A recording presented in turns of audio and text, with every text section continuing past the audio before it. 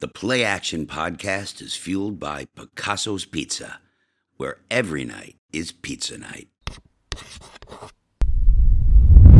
Welcome to the PlayAction Podcast, and we have a big show today because we get to preview one of the marquee games on the Bills' schedule.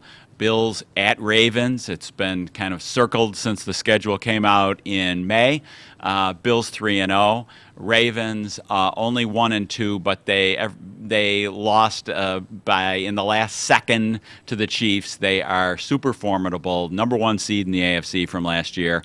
And let's kick it off with the Bills' offense against a really strong Baltimore defense. Yeah, I feel like year after year we're talking about the Ravens defense and just what they can be like. And now they've got new coordinator, Zach Orr, after Mike McDonald left for Seattle.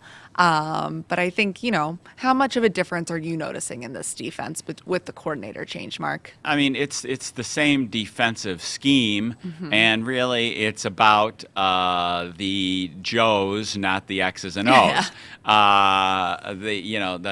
Lots of teams are trying to copy the Ravens scheme this year, including Miami, but they don't have the Ravens players. And so the challenge for the Bills in this matchup is the Ravens are extremely great up the middle of the defense. Their defensive nnline is big and physical and stout. Their run front is extremely tough, starting with Nnamdi Madubuike, their all-pro defensive tackle end, and then they have Travis Jones, a 335-pound mountain in the middle of their defense. Their middle linebacker is one of maybe the best middle linebacker in the league in Roquan Smith, and their middle safety is probably the best safety in the NFL in Kyle Hamilton, and calling him a safety is an injustice to him because he really is the ultimate movable defensive chess piece in the secondary, plays the slot, blitzes, plays in the box, plays deep. He's a superstar. Yeah, let's talk Kyle Hamilton for another second, just what he can do for a defense. I think, he's so fluid, too. Like you mentioned, he can play all these different places, and that makes a hard matchup for any offense going against him, just the way the Ravens are able to move him. Josh Allen talked before the Arizona game. Arizona has an outstanding safety in Budda Baker, and Josh kind of was a little wary of throwing the ball sometimes to the middle because Budda Baker was there. He jumped over Budda Baker because he didn't want to take him on. The same applies even more with Kyle Hamilton. They use him as a rover in the middle. So, it's an issue. They have good cornerbacks. You need to be able to throw the ball a bit outside the numbers against them because, obviously the Bills' super strength in the passing game is middle of the field with Shakir and Kincaid. The Ravens are uniquely equipped to defend that. Yeah. So that's a really interesting matchup. I think the outside receivers are going to have to show up a little bit in this game. That doesn't mean you can't throw it to Shakir outside the numbers. You can. Of course.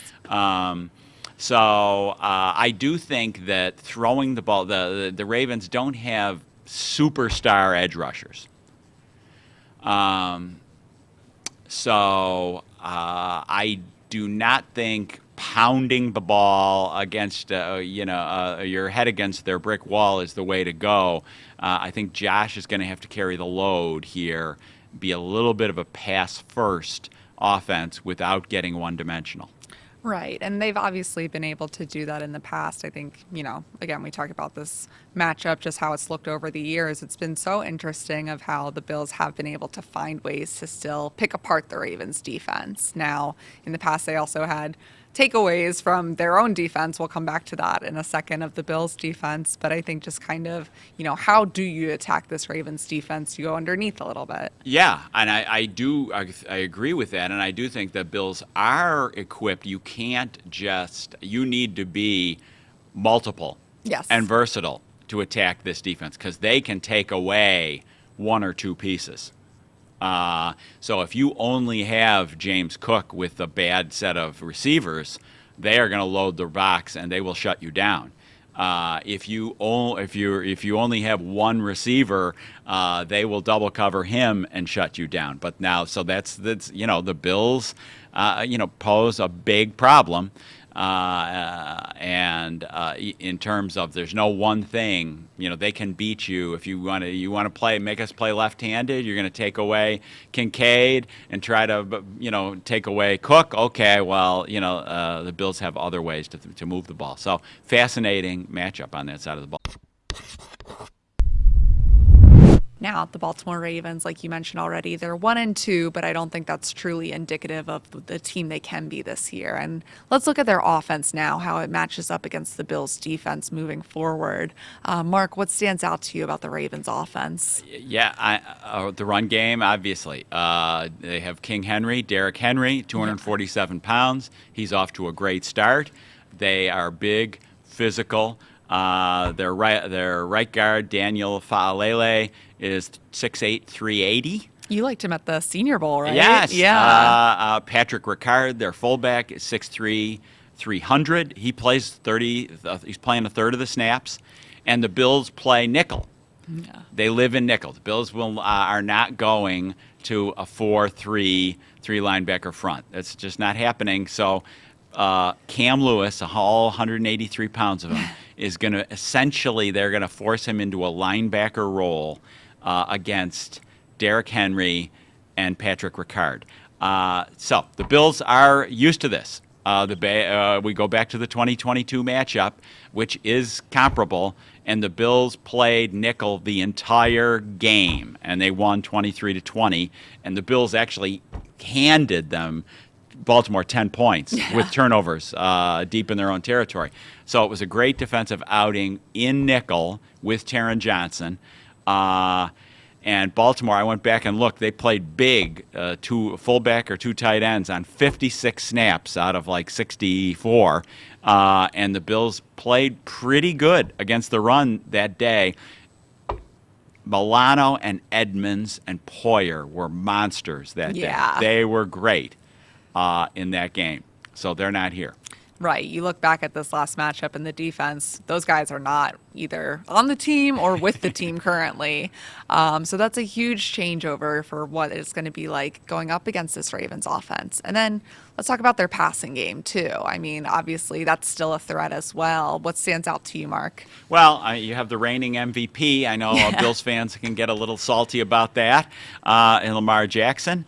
Whatever you want to say about him, he is a great player, wins a lot of games. He is lost a little bit of weight. He trimmed a little bit of weight this year so he could run even better. He's the number one rushing quarterback in the league right now, and he was last year. It's a problem. Their passing game, I think their receiving weapons still have a lot to prove. Yeah. They've been waiting for Rashad Bateman, their ex-receiver, to break out. He's very talented, but he has yet to explode. Mm-hmm. They have Zay Flowers, who's outstanding, and they have good tight ends. Yeah, so I think let's talk Lamar for a second, too. You mentioned how, he draws some comparisons to Josh Allen just in the sense of who is going to be, they're both going to be MVP candidates, I would say. No doubt. Yeah, so, I think Bills fans look at last season and, like you said, that some of them don't think it should have been Lamar. I think it should have been Josh Allen instead. Let's go through the numbers real fast. Okay, well, last year Josh produced 44 touchdowns, rushing and passing. Lamar produced 29. Yeah. Josh threw for 4,300 yards. Lamar threw for 3,678. But the Ravens were 13-3. The Bills were 11-6. To the victor go the spoils. And also, like when people were thinking about the Bills were in trouble there 11 weeks into the season. And then the Bills string off the last 6 wins. And I think that was a lot of times in this voting for MVP or Heisman, people kind of get the Like the narrative lay of in the their land. minds. You know what I Yeah. mean? Like Lamar already was. So the Ravens were number one. Lamar already was like entrenched at the top of the voting. Does that make sense to you? It does, yeah. Or Yeah. at least I think that's what we're seeing happen. Right, Yeah. right. So, I actually, Josh did have 18 interceptions. Lamar had 7. To the victors go the spoils. The Ravens were 13-3. The Bills were 11-6. So I didn't have even though I'm sure Bills fans I know they're feel like it was an injustice that Lamar won it over Josh. I didn't have a huge problem with it, but I do think Josh is a better quarterback because he is a better passer from the pocket than Lamar. Now, that isn't to diminish Lamar. Lamar is outstanding. So he's a problem. Kyler Murray was a big problem in week 1, and Lamar is a bigger problem in week 4.